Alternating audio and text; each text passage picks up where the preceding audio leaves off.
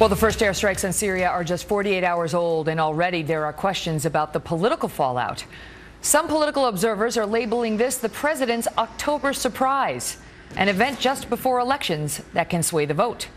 Chris Steyerwalt, our Fox News digital politics editor, joins me now. And so apparently the October surprise, according to lore, does not actually have to come in October. It can come in September or early November. So let's get that out of the way.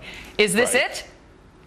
Well, look, if this is a surprise to anybody, it's a surprise to Barack Obama, because if we think about what has happened over the past month, on the 20th of August, he went out and was heartbroken about the beheading of an American journalist and went and played golf. And that was the start of a very long, hard trough for him with the American electorate, and it hurt his party. It drove his approval ratings to all-time lows.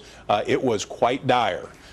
If he wouldn't have done something, if he would not have embraced some kind of military action against the beasts, then he'd still be dropping. I don't know, he'd be at 15 today. So it came as a surprise to him, evidently, that he was going to have to do something.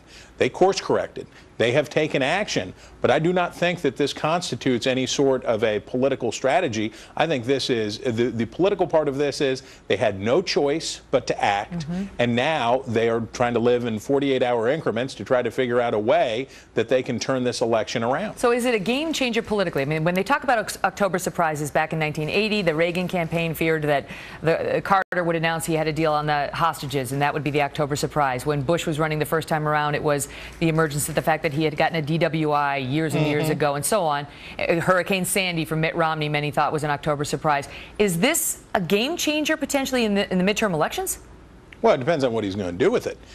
Look, the deal is this is resetting the formula. The president and his party, if he would not have changed course on Iraq and Syria, was headed for a crash, was headed for a 12-seat, 15-seat disaster of biblical proportions. This stopped that. But now, in terms of political time, we have about 2 geological eras to pass through before Election Day. Is the president going to stay the course and be hawkish? If he does, he's going to lose his base, and he's going to lose seats because of that. Is he going to do what he's done every other time in the past, which is start to walk away, keep his base happy, but then further cause further anxieties among moderate voters? The so-called security moms starts to lose there. It all depends on how he plays it. There's still the matter about whether Congress will take a vote to authorize this action, which many are pushing for them to do, saying, step up to the plate, Congress. Tell us how you feel. Don't just sit in the shadows and cast aspersions one way or the other. Will that happen? Well, Harry Reid has a great penchant and a great gift at avoiding votes that are painful. This one, though, he might not be able to avoid. They are so jackknifed on the hypocrisy highway here that they're going to have to do something. There's some action that has to occur, because the very stuff that the president, and by the way, his party, was quite fixated on in 2006 and 2008 about illegal wars and where's Congress and lectures on the Constitution, et cetera, et cetera, et cetera. There are enough Democrats who feel it authentically, and enough more who are in difficult political situations that they need a vote, that the pressure is occurring. Before the midterms? You think that a vote will take place before the midterms?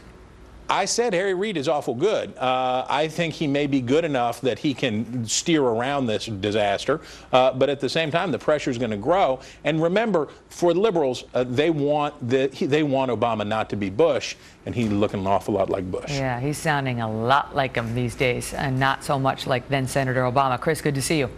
You bet. We're also getting new details tonight on the homegrown terror bulletin just issued to law enforcement. Up next, the specifics behind the Department of Homeland Security warning to police departments across America. Plus, as new violence erupts in the streets of Ferguson, Missouri, President Obama at the UN today invoking the memory of the teenager killed by a police officer as one of America's failings. Really? Still ahead.